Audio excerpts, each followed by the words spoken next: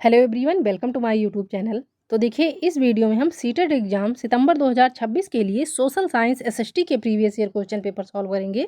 सो आप लोग वीडियो पर कंटिन्यू बने रहिए और कंटिन्यू अपने एग्जाम की तैयारी जारी रखिए। तो चलिए, इसमें हम पहला वाला क्वेश्चन करते हैं। तो देखिए, पहले वाले क्वेश्चन में पूछा जा रहा है कि निम्नलिखित में से कौन आर्थिक दृष्टि से रोजगार की श्रेणी नहीं है। यानी कि ऐसी कौन सी चीज़ है जो कि आर्थिक दृष्टि से रोजगार की श्रेणी नहीं है। तो पहला वाला ऑप्शन है नियमित। यानी नियमित जो है तो आर्थिक दृष्टि से रोजगार की श्रेणी नहीं है, या अनुशासित, या अनियमित, या फिर संगठित। तो देखिए, आर्थिक दृष्टि से रोजगार की श्रेणी जो है तो वो नहीं है अनुशासित। अनुशासित जो है तो ये आर्थिक दृष्टि से रोजगार की श्रेणी में नहीं आता है। सो करेक्ट आंसर आपका हो जाएगा ऑप्शन नंबर सेकंड। अब देखिएगा अगला वाला क्वेश्चन। तो इस वाले क्वेश्चन में कहा जा रहा है कि निम्नलिखित में से किसे भारत में महिलाओं के खिलाफ अपराध के रूप में अभी भी कानूनी तौर पर मान्यता प्राप्त नहीं है। तो बताइएगा कि निम्नलिखित में से किसे भारत में महिलाओं के खिलाफ अपराध के रूप में अभी भी कानूनी तौर पर मान्यता प्राप्त नहीं है। किसे प्राप्त नहीं है? दहेज लेना, या सेकंड है वैवाहिक बलात्कार, या ऑप्शन नंबर थर्ड है पत्नी को मानसिक यातना देना, या ऑप्शन नंबर फोर्थ है कार्यस्थल पर यौन उत्पीड़न। तो देखिएगा यहाँ पे कि महिलाओं के खिलाफ अपराध के रूप में अभी भी कानूनी तौर पर मान्यता प्राप्त नहीं है, आपसे ये क्वेश्चन में पूछा जा रहा है। तो देखिए कि यहाँ पे महिलाओं के खिलाफ अपराध के रूप में अभी भी कानूनी तौर पर मान्यता प्राप्त नहीं है वैवाहिक बलात्कार। ये आपका राइट आंसर हो जाएगा, ये मान्यता प्राप्त नहीं है। सो करेक्ट आंसर आपका हो जाएगा ऑप्शन नंबर सेकंड। अब देखिएगा अगला वाला क्वेश्चन।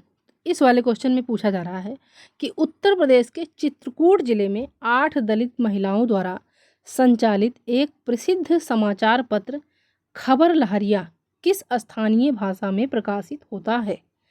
तो बताइएगा कि उत्तर प्रदेश के चित्रकूट जिले में जो 8 दलित महिलाओं द्वारा संचालित एक प्रसिद्ध समाचार पत्र जिसको कहा जाता है खबर लहरिया, तो ये किस स्थानीय भाषा में प्रकाशित होता है?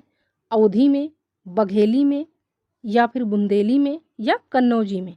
तो देखिएगा यहाँ पे कि उत्तर प्रदेश के चित्रकूट जिले में जो 8 दलित महिलाओं द्वारा संचालित एक प्रसिद्ध समाचार पत्र, उस समाचार पत्र का नाम है खबर लहरिया। अब खबर लहरिया किस स्थानीय भाषा में प्रकाशित होता है, ये पूछा जा रहा है। तो देखिए, खबर लहरिया जो है तो ये प्रकाशित होता है बुंदेली भाषा में। करेक्ट आंसर आपका हो जाएगा ऑप्शन नंबर थर्ड।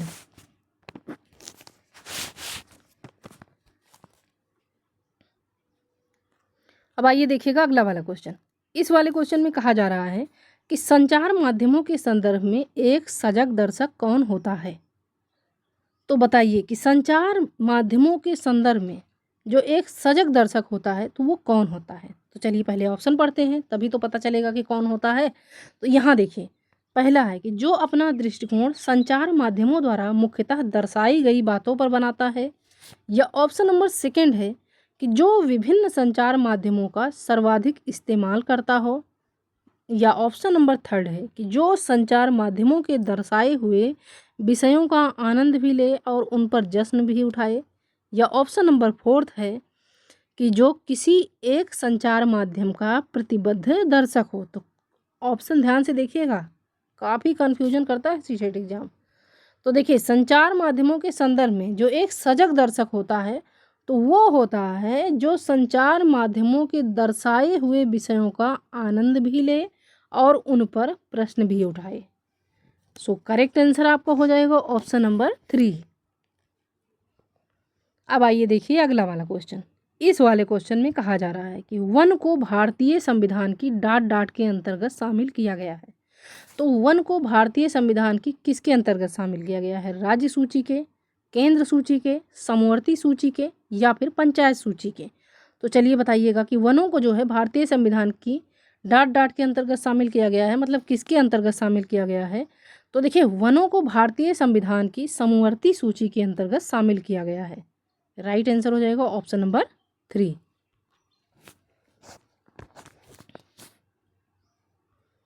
अब आइए देखिए अगला वाला क्वेश्चन। इस वाले क्वेश्चन में कहा जा रहा है कि कौन सा न्यायालय सर्वोच्च न्यायालय का पूर्ववर्ती है। तो भारत का संघीय न्यायालय सर्वोच्च न्यायालय का पूर्ववर्ती है, या पूर्वी भारत का केंद्रीय न्यायालय, या ब्रिटेन का सर्वोच्च न्यायालय, या ऑप्शन नंबर 4 है कि बंगाल का सर्वोच्च न्यायालय।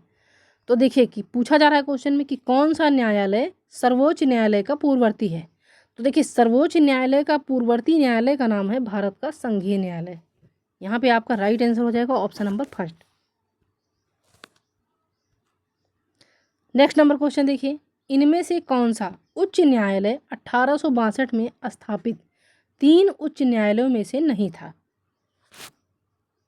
तो बताइएगा कि इनमें से कौन सा उच्च न्यायालय जो कि 1862 में स्थापित 3 उच्च न्यायालयों में से नहीं था। तो पहला है बम्बई उच्च न्यायालय, ये 1862 में स्थापित 3 उच्च न्यायालयों में से नहीं था, या इलाहाबाद उच्च न्यायालय, या कलकत्ता उच्च न्यायालय, या मद्रास उच्च न्यायालय।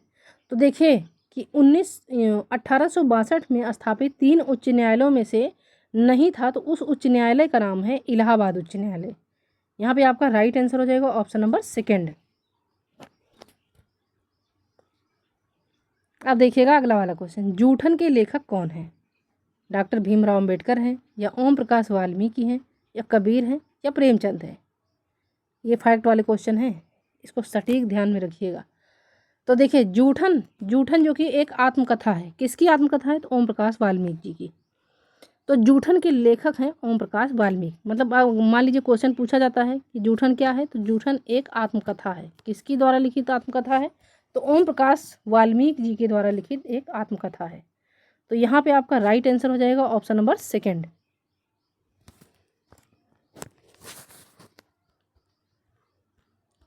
अब आइए देखिएगा अगला वाला क्वेश्चन। इस वाले क्वेश्चन में कहा जा रहा है, सच्चर समिति रिपोर्ट ने भारत के किस समुदाय के हाशिएकरण की स्थिति पर प्रकाश डाला था। तो सच्चर समिति रिपोर्ट ने भारत के किस समुदाय के हाशिएकरण की स्थिति पर प्रकाश डाला था। मुस्लिम, आदिवासी, सिख, या फिर परलैंगिक। तो देखिएगा यहाँ पे कि जो सच्चर समिति रिपोर्ट ने भारत के हाशिएकरण के समुदाय पर प्रकाश डाला था, तो वो समुदाय था मुस्लिम समुदाय। यानी सच्चर समिति रिपोर्ट ने पूछा जा रहा है कि भारत के किस समुदाय के हाशिएकरण की स्थिति पर प्रकाश डाला था, तो मुस्लिम समुदाय के हाशिएकरण की स्थिति पर प्रकाश डाला था। यहाँ पे आपका राइट आंसर हो जाएगा ऑप्शन नंबर 1।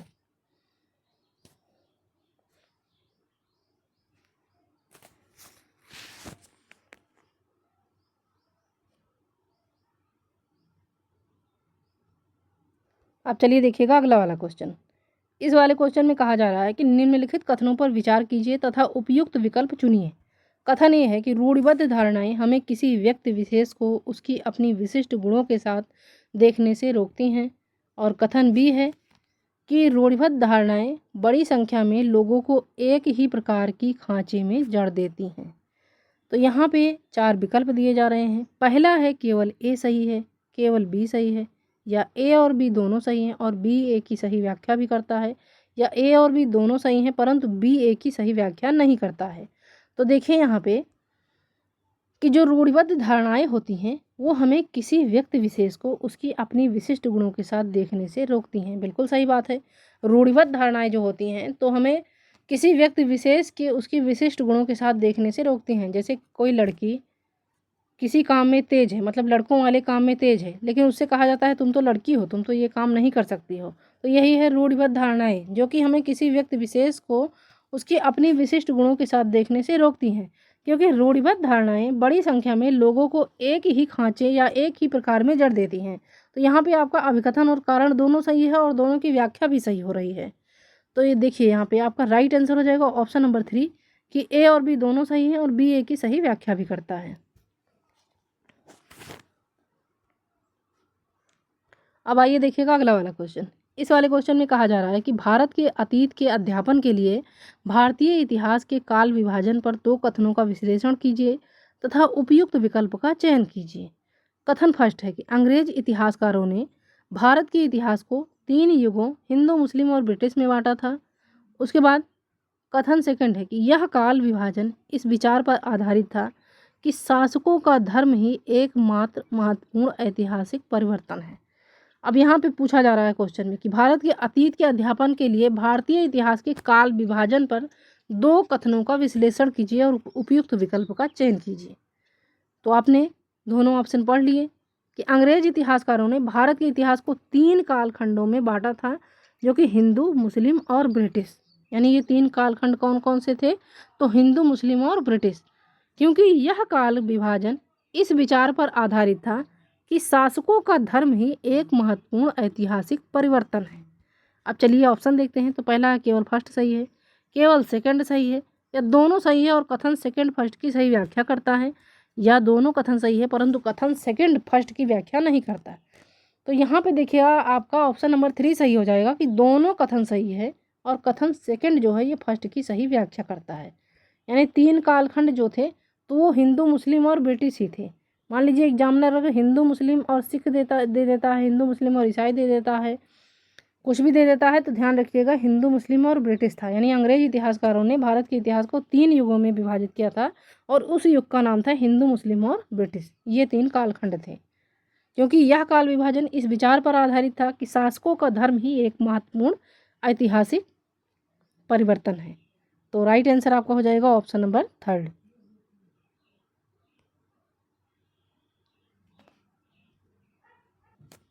अब देखिए ये वाला क्वेश्चन। इस वाले क्वेश्चन में कहा जा रहा है कि सामाजिक विज्ञान में सम्मिलित है। तो सामाजिक विज्ञान में क्या सम्मिलित है? इतिहास, भूगोल, राजनीतिक विज्ञान और अर्थशास्त्र, या इतिहास, राजनीति विज्ञान, मानव शास्त्र और बिजनेस, या भूगोल, मानव विज्ञान, मनोविज्ञान, समाजशास्त्र और कानून एवं सांख्यिकी, या समाजशास्त्र, इतिहास, अर्थशास्त्र, दर्शन शास्त्र एवं सूचना विज्ञान। तो देखिए काफ़ी आसान सा क्वेश्चन है। सामाजिक विज्ञान में सम्मिलित है, इतिहास सम्मिलित है, भूगोल सम्मिलित है, राजनीतिक विज्ञान सम्मिलित है और अर्थशास्त्र सम्मिलित है। ठीक है। कक्षा 8 तक जो है तो इतिहास, भूगोल और राजनीतिक विज्ञान सम्मिलित है और 9 के बाद जो है तो अर्थशास्त्र ऐड हो जाता है। तो सामाजिक विज्ञान में क्या क्या चीज़ें सम्मिलित हैं? इतिहास, भूगोल, राजनीतिक विज्ञान और अर्थशास्त्र। तो यहाँ पे आपका राइट आंसर हो जाएगा ऑप्शन नंबर फर्स्ट। अब चलिए देखिए अगला वाला क्वेश्चन। इस वाले क्वेश्चन में कहा जा रहा है कि अपने गांव में ऊर्जा के नवीकरणीय एवं अनवीकरणीय साधनों को वर्गीकृत करवाने हेतु एक शिक्षक निम्न में से क्या प्रयोग में ला सकता है? तो देखिए अपने गांव में ऊर्जा के नवीकरणीय और अनवीकरणीय साधनों के वर्गीकृत हेतु एक शिक्षक जो है तो निम्न में से क्या प्रयोग में ला सकता है? वृत्त रेखा, जिसको हम कहते हैं पाई चार्ट, या गांव का मानचित्र, या ऑप्शन नंबर 3 है समय रेखा, या ऑप्शन नंबर 4 है तापीय ऊर्जा जिस संयंत्र के चित्र। तो देखिएगा यहाँ पे एक शिक्षक जो है अपने गांव में ऊर्जा के नवीकरणीय एवं अनवीकरणीय साधनों को वर्गीकृत करवाने हेतु तो वो समय रेखा उपयोग में ला सकता है। देखिए समय रेखा नहीं, वृत्त रेखा पाई चार्ट, वृत्त रेखा पाई चार्ट जो है तो ये उपयोग में ला सकता है। यहाँ पे आपका राइट आंसर हो जाएगा ऑप्शन नंबर फर्स्ट।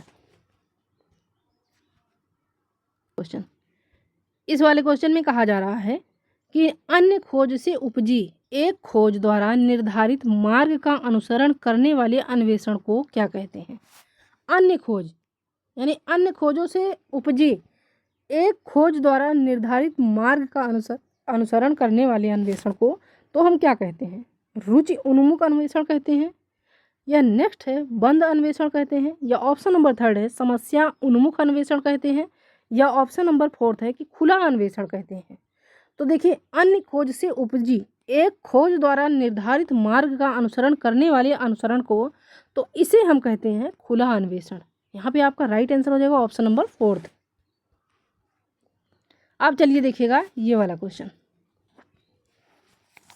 तो इस वाले क्वेश्चन में कहा जा रहा है कि निम्नलिखित में प्रत्यक्ष अध्यापन की रणनीति है। तो बताइए कि प्रत्यक्ष अध्यापन की रणनीति क्या है? शिक्षक प्रस्तुतिकरण है, या कक्षा निरूपण है, या कक्षा परिचर्चा है, या अन्वेषण है। अब यहाँ पे 4 विकल्प दिए जा रहे हैं, सही विकल्प का आपको चयन करना है। तो पहला है ए सी सही है, या ए डी और बी सही है, या ए बी सही है, या ए बी और सी सही है। तो देखिएगा यहाँ पे कि निम्नलिखित में थे जो प्रत्यक्ष अध्यापन की रणनीति है ये आपसे पूछा जा रहा है। तो प्रत्यक्ष अध्यापन की रणनीति है शिक्षक प्रस्तुतिकरण है, कक्षा निरूपण है और कक्षा परिचर्चा है। ठीक है, तो यहाँ पे आपका सही हो जाएगा ए, बी और सी सही हो जाएगा। तो करेक्ट आंसर हो जाएगा ऑप्शन नंबर 4, ए, बी और सी सही है।